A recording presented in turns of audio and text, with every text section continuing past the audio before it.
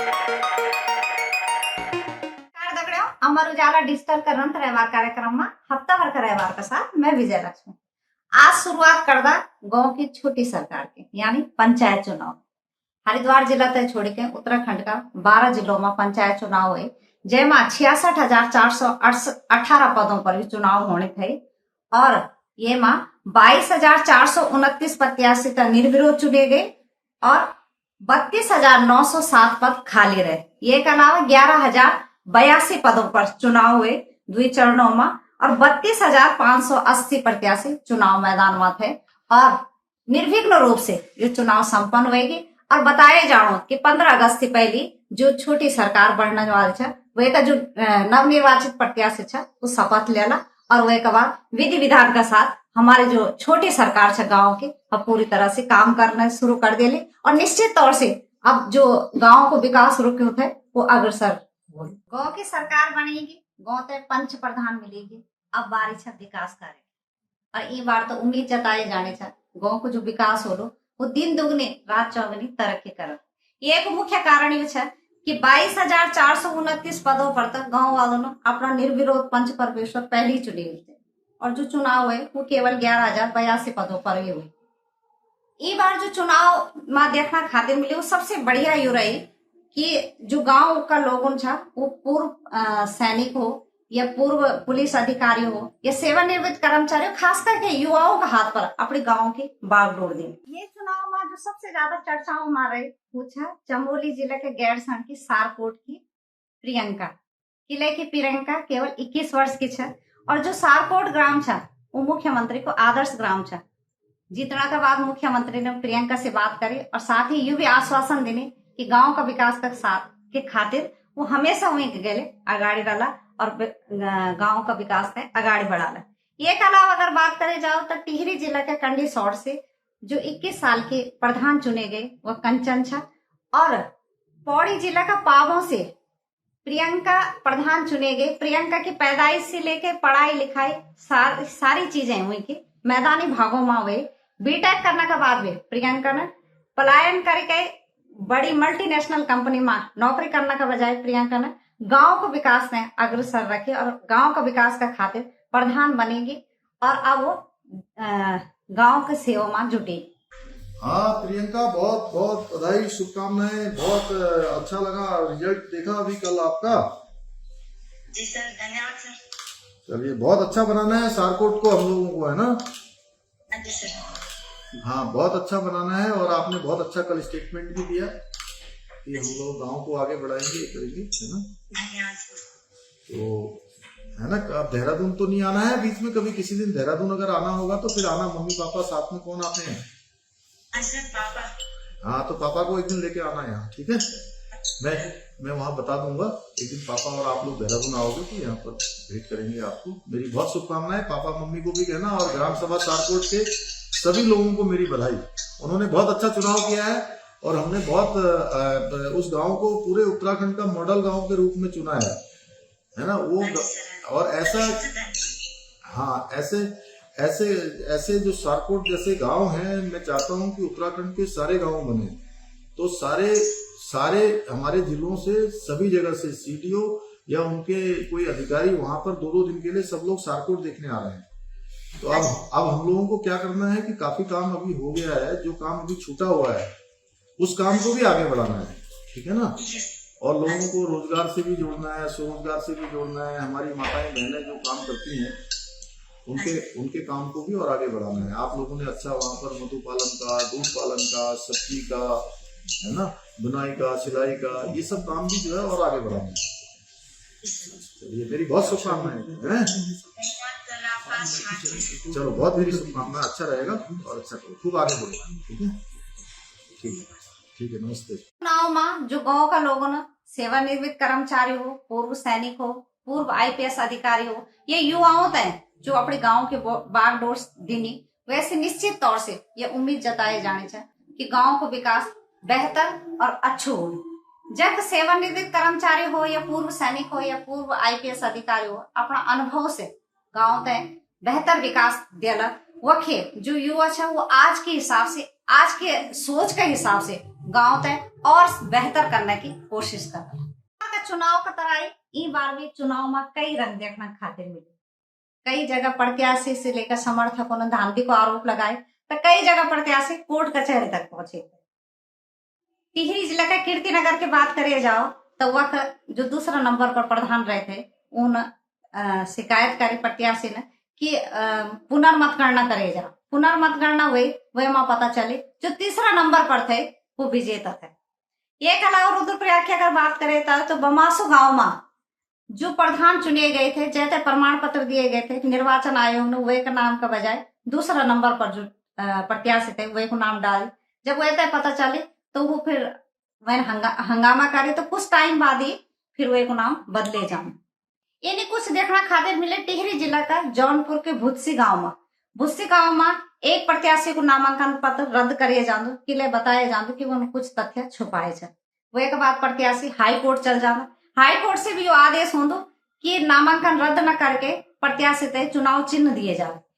इथे अगर देखे जाओ तो जो चुनाव आयोग ने वक्त का आरओ जो थे उन निर्विरोध एक जिला पंचायत सदस्य भी घोषित करेले, और वही महिला तय प्रमाण पत्र तक भी दिने थे। वह के बाद जब चुनाव चिन्ह की बात आई तो जो निर्विरोध चुने गए थे वो फिर सुप्रीम कोर्ट चले, लेकिन वह के बाद सुप्रीम कोर्ट से भी आदेश हो दो कि जो नामांकन रद्द हुए वो गलत हुए, और जो प्रत्याशी चुनाव मैदान में था वही तय चुनाव चिन्ह दिए जाओ। फिर चुनाव का ठीक एक दिन पहले प्रत्याशी तय चुनाव चिन्ह दिए जाओ, चुनाव मैदान में दुया उतरदा, और जब मतदान हो तो 245 वोट से जो जीते शुरू में यू बताए जानो था सीता देवी तय कि तय चुनाव चिन्ह दिए जाए, और ये नामांकन गलत तरीका से रद्द हुई, वही विजेता रहे। जन सरोकारों से जुड़ी खबर है। शिक्षा विभाग में हर बार कुछ न कुछ नई अव्यवस्था देखना खातिर मिलती। हाल में ही मुख्यमंत्री ने एक आदेश जारी करे कि जिला से लेके ब्लॉक मुख्यालय से लेकर और पूरा उत्तराखंड में जथिया भी जर्जर भवन छा उनकी मरम्मत करे जाओ, और जो भवन रण लायक ने वह का बच्चों तक कहीं दूसरी जगह शिफ्ट करके उनकी पढ़ाई नियमित करे जाओ।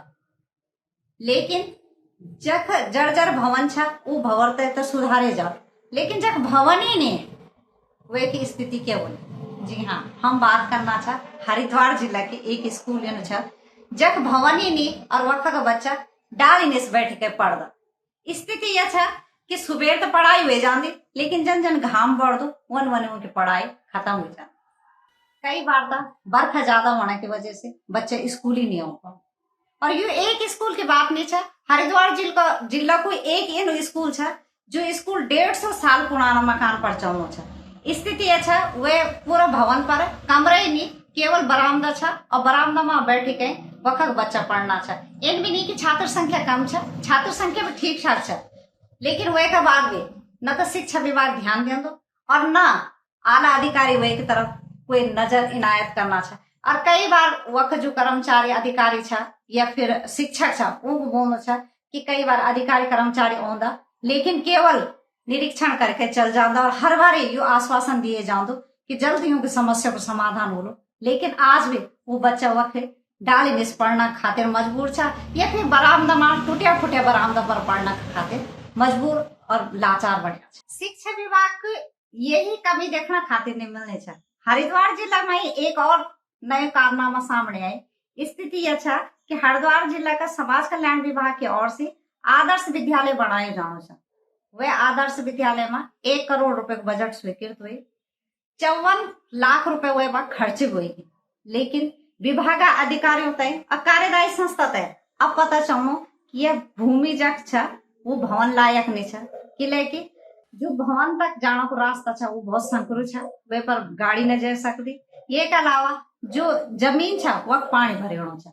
जब 54 लाख खर्च होएगी वह के बाद होते उनकी कमी देखना खातिर मिलना।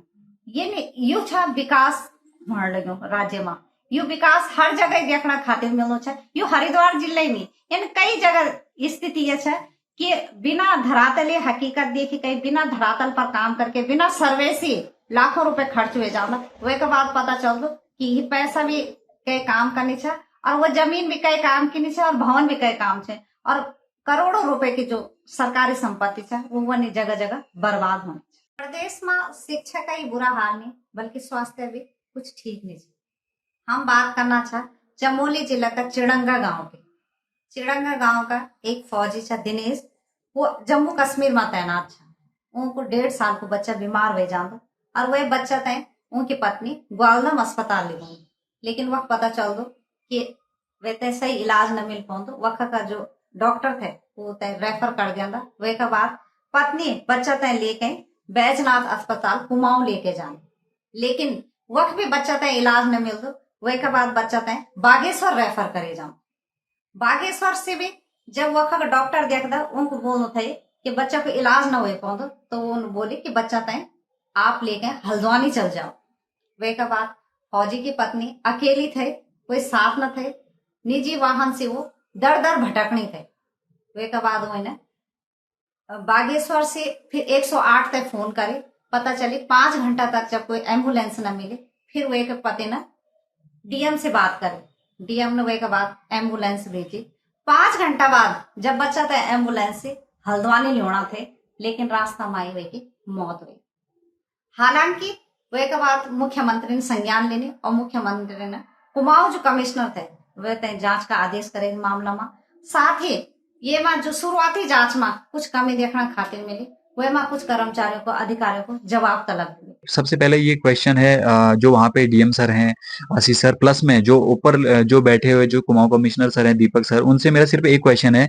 आप लोग मुझे ये चीज बताइए कि इमरजेंसी का मतलब क्या होता है। इन 2 लोगों से ही नहीं, मैं बाकी प्रशासनिक जो भी अधिकारी जो भी बैठे हुए हैं कर्मचारी वहां पे, जो भी प्रशासन के अंदर जो भी आते हैं उच्च कोटि के लोग, तो उनसे मैं पूछना चाहता हूँ कि इमरजेंसी का मतलब क्या होता है। इससे बेटर अगर कोई समझ सकता है इस चीज को कि एक बच्चा, एक बाप का बच्चा जो 1.5 साल का बच्चा खत्म हो जाए और सीरियस कंडीशन में हो, और उसके बाद जो ऐसी लापरवाही की वजह से अगर वो डेथ कर जाता है, तो उस बाप पे क्या गुजरती है, उस परिवार पे क्या गुजरती है, शायद मैं जानता हूँ। आज जैसे मैंने अपना 1 साल का बच्चा खोया है, कभी भी किसी भी माँ पे, किसी बाप पे ऐसी वो गुजरे ना, उन पे ऐसी कोई भी मुसीबत गुजरे ना।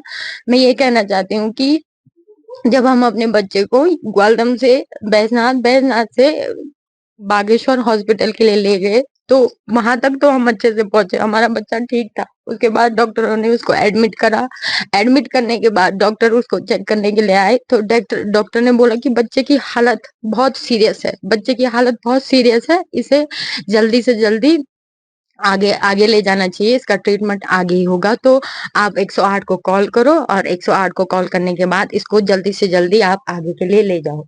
तो उसके बाद मैं 108 को कॉल करती हूँ। 108 को कॉल करती हूँ, मैं करती हूँ 7 बजे के करीब 108 को मैंने कॉल करा, तो 108 का कॉल आया मुझे। उसके बाद तो 108 ने बोला मैम आ रहे हैं हम, अभी 7:30 बजे तक हम आ जाएंगे। तो मैंने कहा चलो ठीक है, टाइम लगता है तो कहीं गए होंगे, कहीं और भी हमारे जैसे होंगे तो उनको वो करने के लिए गए होंगे, तो मैं रुक गई।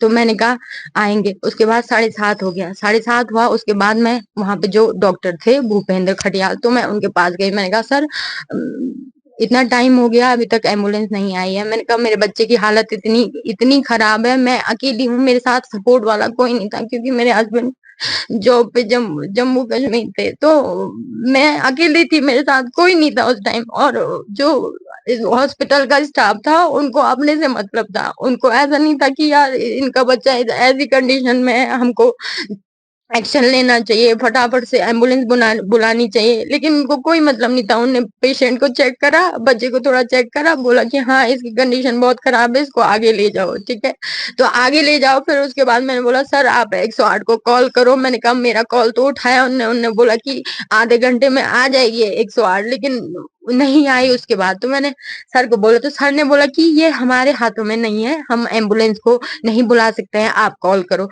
मेरे कॉल करने के बाद उनने भी एम्बुलेंस से बात करी तो उन्होंने कहा अभी आ जाएगी, थोड़ी देर में आ जाएगी, कॉल आएगा तो मुझे बोलना, मेरे से बात करवाना। फिर वो अपना बिजी हो गया। उत्तराखंड में शिक्षा और स्वास्थ्य की स्थिति दयनीय नहीं है, बल्कि हमारे जो चारों धाम तक जोड़ने वाली सड़क है वो भी जगह जगह दरकने है। यमुनोत्री की अगर बात करे जाओ तो सियाना चट्टी की जो सड़क है वो 50 मीटर सड़क धसी की। एक अलावा जगह जगह भूस्खलन होना है और सड़क दुर्घटना की वजह से जो आज वह गांव छा, आसपास का गांव छा, उनका भी खतरा पैदा हुई। ये का साथ ही अगर रुद्रप्रयाग के केदारनाथ की अगर बात करे जाओ तो केदारनाथ गौरीकुंड केदारनाथ जो हाईवे छा वो भी जगह जगह दरकणो छा और कई बार तक प्रशासन तय यात्रा तक रोकने पड़े। ये का साथ ही अगर बद्रीनाथ हाईवे की बात करे जाओ तो बद्रीनाथ हाईवे चाहे कमेड़ा हो, चाहे लामबगड़ हो, चाहे पागल नाला हो, वो भी जगह जगह दरकणो छा और कई बार यात्रियों तय और स्थानीय लोगों तय घंटों रास्ता खुलने को इंतजार करना पड़े। और साथ ही अगर गंगोत्री की बात करे जाओ तो गंगोत्री हाईवे भी नेताला हो या बंदरकोट हो या फिर हीना हो या फिर सुखी टॉप हो, वो भी हर जगह दरकणो छा और जे वजह से जो यात्रियों को मिनटों को सफर छा वह होता है घंटों लगना। उत्तराखंड का अस्पताल होता है पहले पीपीपी मोड पर दिए गए, लेकिन उनका हालात में सुधार न होने की वजह से वहाँ की जनता तक सुविधाएं न मिलने की वजह से लोगों ने वह को विरोध करे, वह के बाद सरकार तय हुई सारा अस्पताल लेना पड़े वापस। ये के अलावा फिर सांसदों ने भी कई गाँवों तक गोद लेने, लेकिन गाँव की स्थिति में कोई सुधार देखना खातिर नहीं मिले।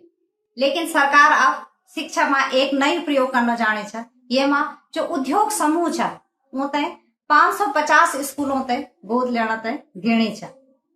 अब जब अस्पतालों की स्थिति न सुधरी, गाँव की स्थिति न सुधरी, अब ये उम्मीद जताई जाने छा हुए शब्दों कि जो उद्योग समूह स्कूलों तक गोद लेना छा तो हुए शब्दों कि स्कूलों की स्थिति जो दिन पर दिन दयनीय होनी छा उनकी स्थिति में शायद कोई सुधार हुए। पूर्व सैनिकों के खातिर एक बढ़िया खबर, सरकार ने 22 मई 2020 में एक शासनादेश जारी करे थे।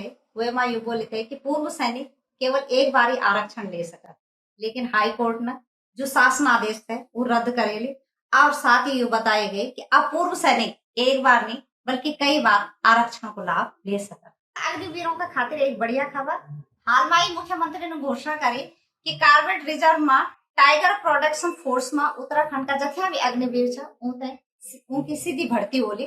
ये माँ शुरुआती दौर में 80 युवाओं तक लिए जाओ।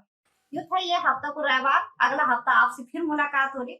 आपने हमारे कार्यक्रम पर लगना था बताना बिल्कुल न भूले और हमारे ये कार्यक्रम तय अमर उजाला उत्तराखंड का यूट्यूब चैनल पर देखना बिल्कुल न भूले। हफ्ता में एक बार रंत रहबार। नमस्कार। अगर आप ये वीडियो YouTube पर देख रहे हैं तो हमारे चैनल को सब्सक्राइब कर बेल आइकन दबाएं और Facebook पर देख रहे हैं तो हमारे पेज को लाइक करें।